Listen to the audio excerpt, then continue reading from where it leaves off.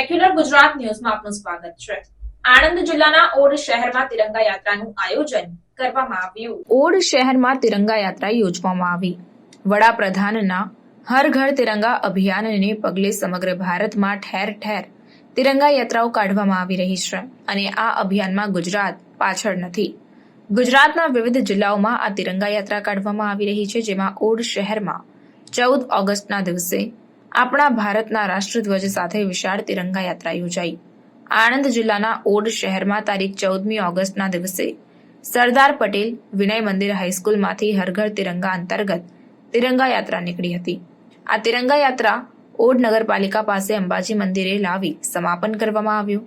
તિરંગા યાત્રામાં ઓડ નગરના વહીવટદાર ઉમરેઠ મામલતદાર નિમેશ પારેખ, ઓડ ચીફ ઓફિસર અંસારીભાઈ, માજી પ્રમુખ ગોપાલસિંહ રાવલજી, ભરતભાઈ પટેલ, ભાવનાબેન પટેલ, હસમુખભાઈ, હિમેનભાઈ પટેલ, ઓડ નગરપાલિકાના કર્મચારી સ્ટાફગણ, શાળાનો શૈક્ષણિક સ્ટાફ, શાળાના બાળકો, દરેક સંગઠનના હોદ્દેદારો, ઓડ શહેરના વડીલો, યુવાનો સૌએ ઉપસ્થિત રહી તિરંગા યાત્રામાં જોડાયા હતા।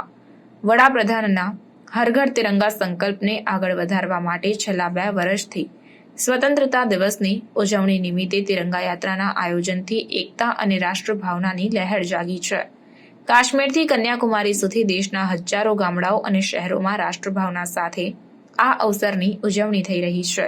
ત્યારે ઓડનગર ખાતે હર ઘર તિરંગા અભિયાન હેઠળ ભવ્ય તિરંગા યાત્રા ફેરવવામાં આવી।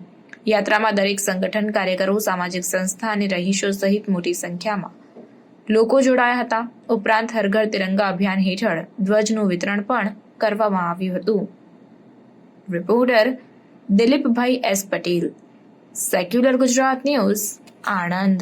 સ્વતંત્રતા પર્વ નિમિત્તે ઓડ નગરપાલિકા દ્વારા ઓડ નગરપાલિકામાં તિરંગા યાત્રાનું આજરોજ આયોજન કરવામાં આવ્યું, જેમાં શહેરીજનો અને સ્કૂલના બાળકો મળી 800 થી 1200ની સંખ્યામાં ઉત્સાહપૂર્વક જોડાયા હતા।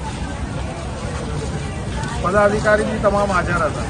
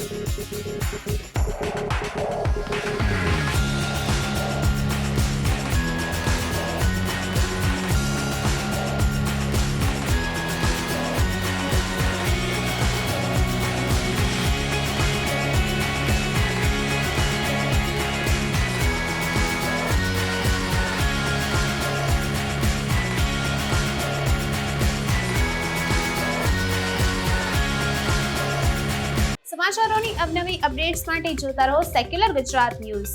સાથે સેક્યુલર ગુજરાત ન્યૂઝ ચેનલને લાઇક, શેર અને સબસ્ક્રાઇબ કરો અને બેલ આઇકોન દબાવીને સમાચારોની ઝડપી માહિતી મેળવો।